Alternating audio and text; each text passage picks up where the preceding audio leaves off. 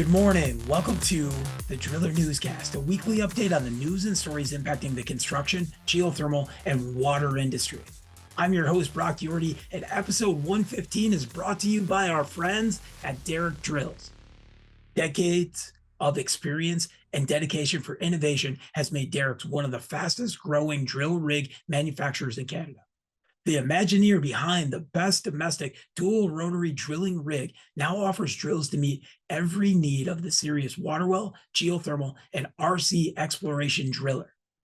Thank you, Derek and team. We appreciate you helping us bring the news to everybody out there.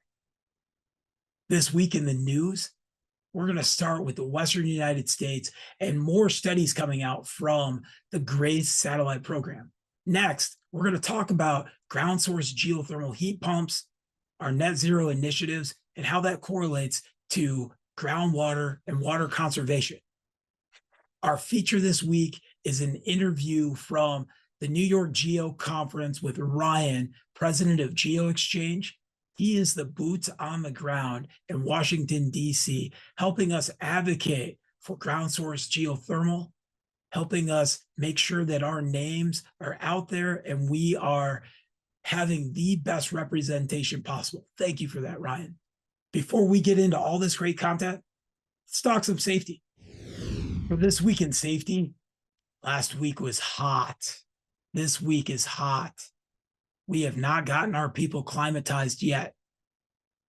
Do you have the NIOSH OSHA Heat Index app downloaded on your phone? We need to be paying attention to this. This is no different than June 2022 when OSHA came out and said 22 men had been killed in trench collapses. And by the end of 2022, 18 more had died. So what are your SOPs? Let's talk about heat exhaustion and what you need to be looking for. And that is with your employees. Heavy sweating, cold, pale, clammy skin, fast or weak pulse. They could be nauseous or vomiting, muscle cramps, tiredness, weakness, dizziness, headache. If they're fainting or passing out, we're in trouble, everybody. What do you need to do? We need to get those people moved to a cool place.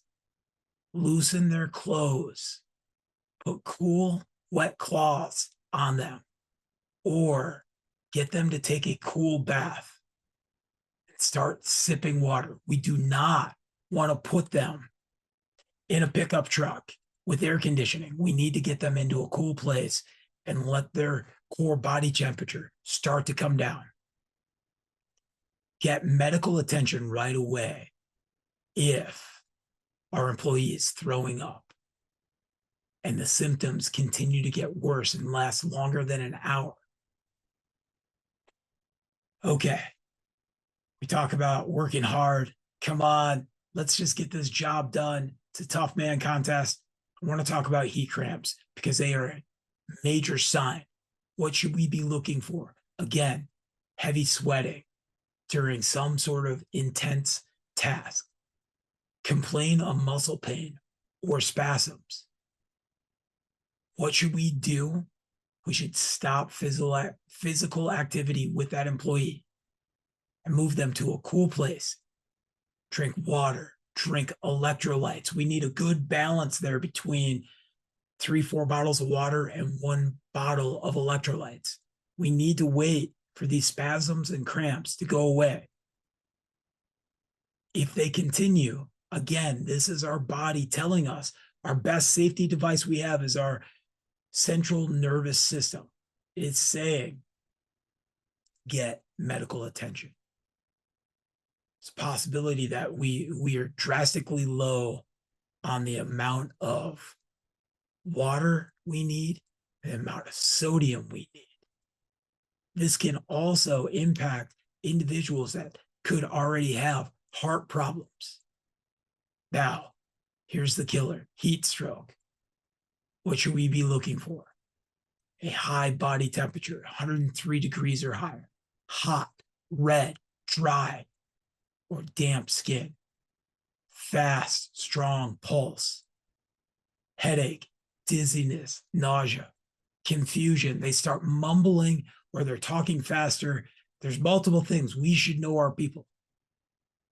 If they lose consciousness, we need to be calling 911 immediately. But all of these signs say we need a care physician, a professional to start triage on these individuals. That means let's not douse them in water. Let's not think of maybe we'll run them to the emergency room. It's time to call 911. Heat stroke is a medical emergency. Again, we need to move that person to a cool place to help lower that temperature. We got to get cool cloths on them. No different than what we've talked about. If somebody is in heat stroke, we are not supposed to give them anything to drink. We need the professionals to come start running IVs. This is a big deal. And this is why. This is what OSHA has released. Heat is the leading weather-related killer. Excessive heat can cause heat stroke and even death if not treated properly. It also exacerbates existing health problems like asthma, kidney failure, heart disease. Workers in construction and agriculture are the highest at risk. I want you to think about this as we are working with our people and we're having this discussion on what we should do. We have to have plans in place. Heat stress has killed 815 construction workers and seriously injured 70,000. And this is between 92 and 2017, according to the Bureau of Labor Statistics. I want you to think about the last 3 years and the extreme heat and weather we've had. They also go on to say that many times, because of a heart condition or other situations, those people get misdiagnosed after they've been passed, where it's been an impact of a heat-related illness to stroke. We cannot mess around with this. Go to the CDC, check out all of the heat stress impact data they have. The White House right now is looking at the new OSHA guidelines. Remember what I said? There was a call for comments? Well, now it's at the White House, and we are having big discussions on how this is and how we how we treat heat-related situations and illnesses, and how we document them. Let's be smart out there. This week in the news, starting with NASA. But this follows back to episode 113, where I introduced you to Dr. J from Arizona, who was talking about the GRACE satellite systems. And that stands for Gravity, Recovery, and Climate Experiment Satellites, which was a mission that operated from March of 2002 to July of 2017.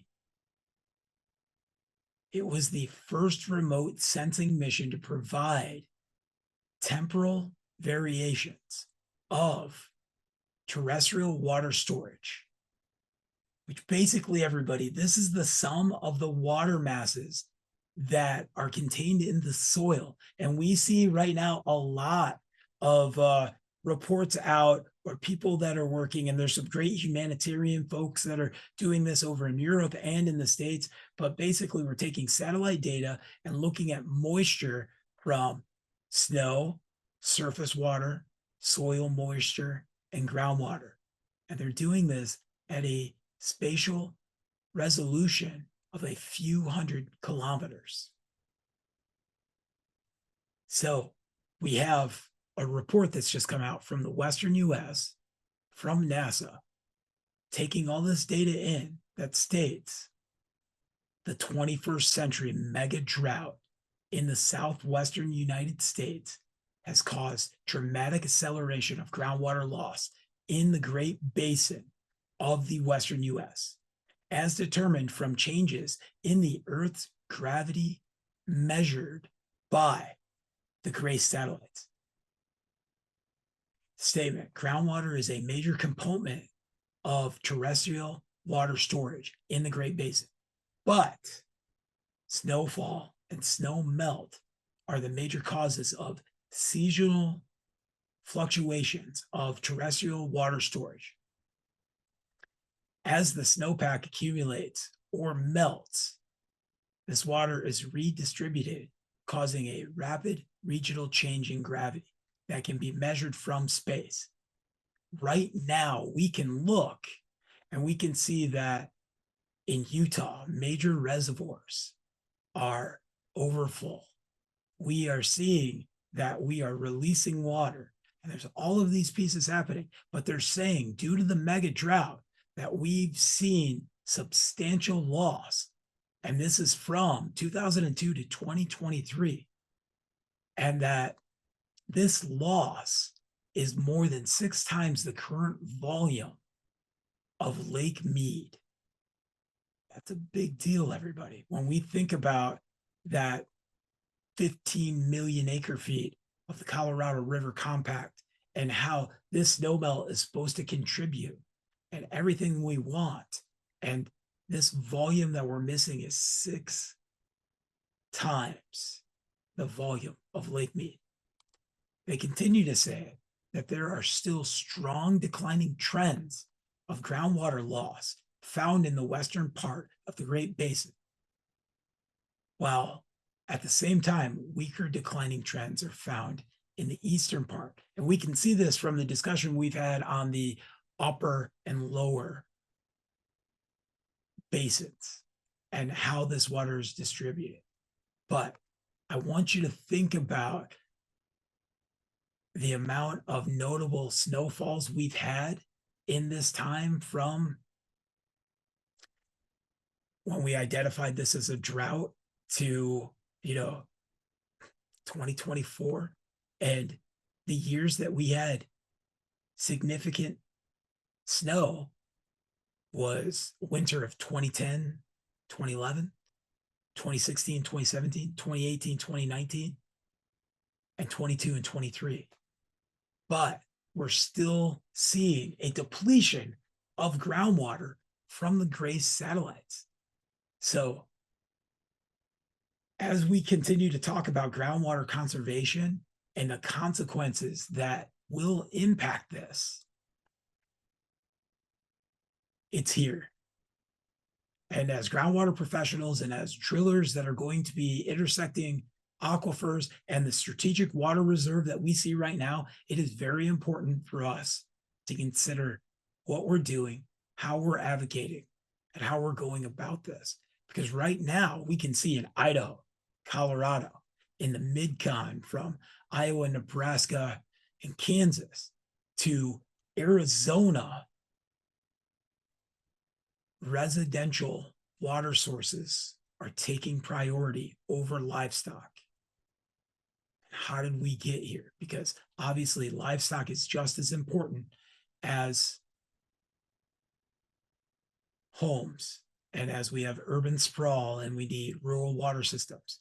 And again, I'm feeding you back to the strategic water reserve that the PCAST from the president is talking about. So if I flip this, we've talked a lot about geothermal, and we're going to have Ryan from Geo Exchange on for our feature. I want you to consider, as we talk about 1 million acre feet, almost 326,000 gallons, is stated in many reports from the USGS to the EPA to water reports across the country. 1 million acre feet can distribute to 3 households, families of 4. So consider an average American family of 4 uses 320 to 400 gallons a day. That's 9,600 gallons a month. Gets into that somewhere between 114 and 118,000 gallons a year. And we're not talking about heating and cooling and all the aspects of consumption data centers. We talked earlier this year about AI, and one query could be 5 questions to 50 questions is a quart of water. So let's talk heating and cooling, separate from, dang it, you're going to take my barbecue grill away, because that's not what this is about. We still will need natural gas and propane, but we don't need it to supply our major systems. And if we can get that resiliency back, it is very important to us. So 1.5 gallons of water is what is required per ton for heating and cooling. A high school, this is an average size high school, 700 students, consumes 30,000 gallons a day in a chiller tower. And as you dive deeper into these numbers, an airport consumes 1 million gallons a day of water for cooling. So 1 million gallons a day, that's what, nearly 3 acre feet, just a little over 3 acre feet. That's 8 households of water a year. Ground source geothermal for heating and cooling, getting off the grid and impacting our electric transmission lines by transitioning to a smart, firm, as we've talked about heat and everything else that's happening right now. Heat loops is key. And full circle back, groundwater drillers. We're drilling geothermal so we can decrease the amount of water is required on top of this, because it's coming, a strategic water reserve. I want to lead us right into our feature interview. That's with Ryan Doherty, president of GeoExchange. He is our national advocate for ground source geothermal. This interview took place at the New York Geothermal event in Albany in April, and I've been finding the right time to put this out. We have some really great discussions to have on ground source geothermal, climate change, heat, water conservation. But it's going to start right here with what Ryan shares about having our voice heard, being the individuals that's pushing our industry, promoting our industry, advocating, and sometimes fighting for our industry for drilling. And that means for drilling for ground source geothermal, the same as drilling for residential water wells, irrigation water wells, and up. I hope you enjoy. Hi, this is Brock Yorty. We are live at New York Geo, and the Climate Control Group allowed us some space to be able to get some stuff going on. And then Joe grabbed Ryan, and I'll let Ryan introduce himself, but we think of our industry and we think of the voice we need, from drillers to engineers to scientists to utilities to community colleges. And a lot of that stuff happens at a state level and a national level. And Ryan helps us out on that. Go ahead and introduce yourself. Tell us what you do. Yeah, thanks so much, Brock. This is Ryan Doherty with the Geothermal Exchange Organization, or GeoExchange for short.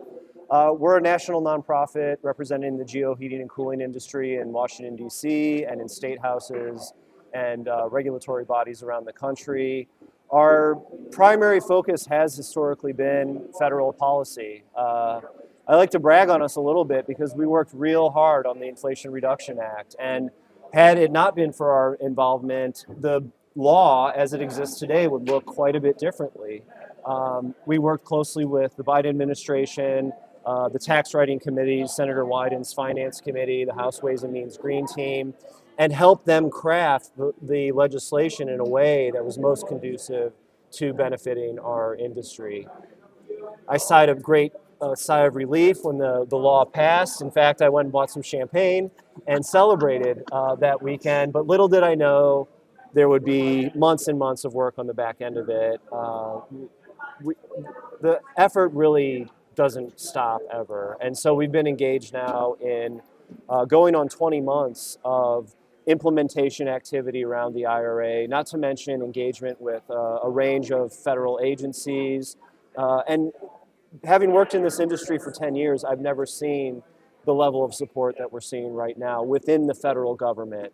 And it's not just DOE, it's the Department of Defense, as you well know. They want to double down and triple down on their deployment of geothermal at military facilities. The GSA, which is the sort of counterpart, the federal landlord, they're the biggest landowner in the United States. And they want to double down on geothermal. So we're the dog that caught the car, and now we gotta catch a ride in it. It's wild because we're here at New York Geo. It's my fourth year coming.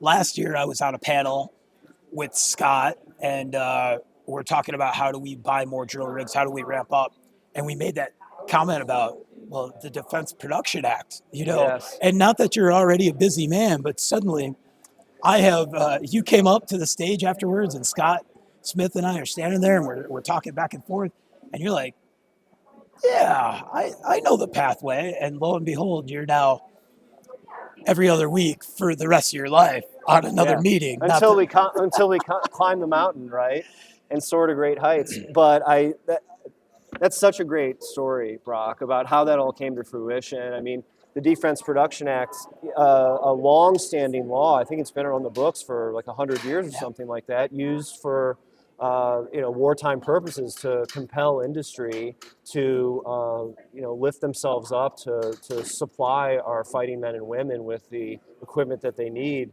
Well, the climate challenge is often discussed in those sorts of grave terms. We're in a battle against time, a race against time. And so it's probably about two and a half years ago, the Biden administration issued an executive order invoking the Defense Production Act and saying we're going to leverage this law to drive clean energy investment in a range of different sectors, one of which was heat pumps. Yep. And so we were here a year ago, DPA came up, and we're thinking to ourselves, well, why? There's all this money on the table, let's go for it.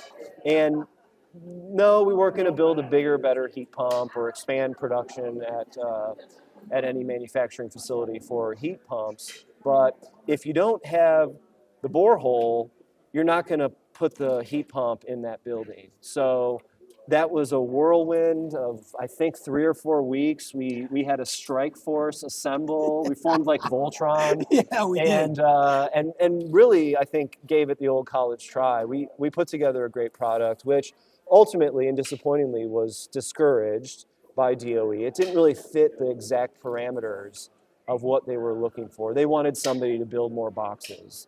And so I think we had such a fun time, and we believed in what we were doing and the worth of it, the value of it, that we said, we're not going to stop. You can't discourage us. Right. We're going to keep driving and keep building this out conceptually. And so it's been immensely gratifying. It's been a year of good work. We've been making good trouble, and I think we're coming to some conclusion of a work product now that we can all be very proud of.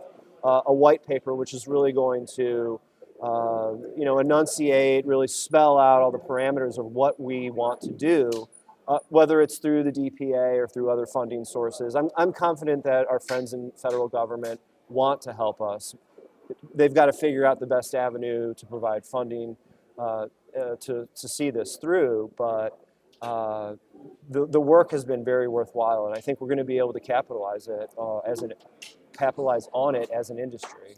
I think we absolutely are. And the beauty of that sprint at first and everything is we identified deficiencies. We identified where the need was. Suddenly we're talking about actual how many bore feet do we have? We're talking about how much workforce, and things that everybody had been, juggling around, but we came together with one goal and we started this initiative of understanding what the problem is for the solution we need.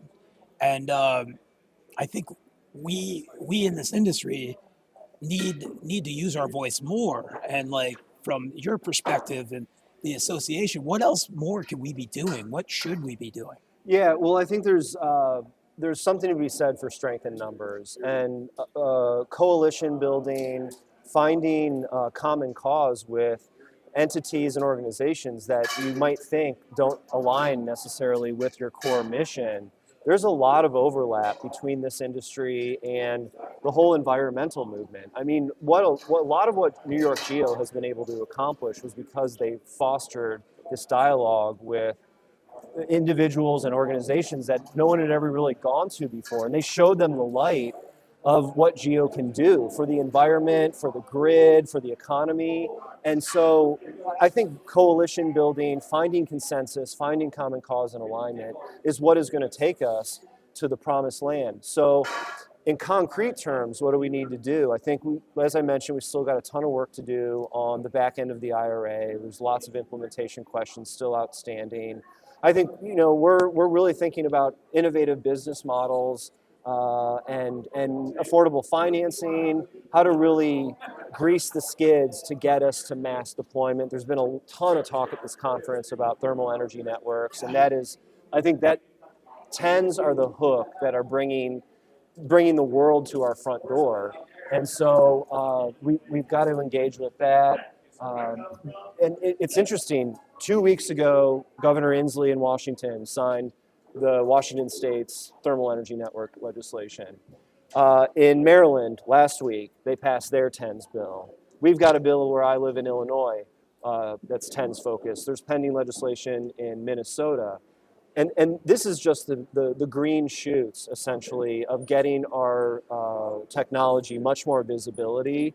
TENS is the hook to bring them in and to get them up to speed about the vast potential of geothermal. There's way more ways to do geothermal than just in the network style. Do you have surface water? Do you have a nice piece of property you could go horizontal?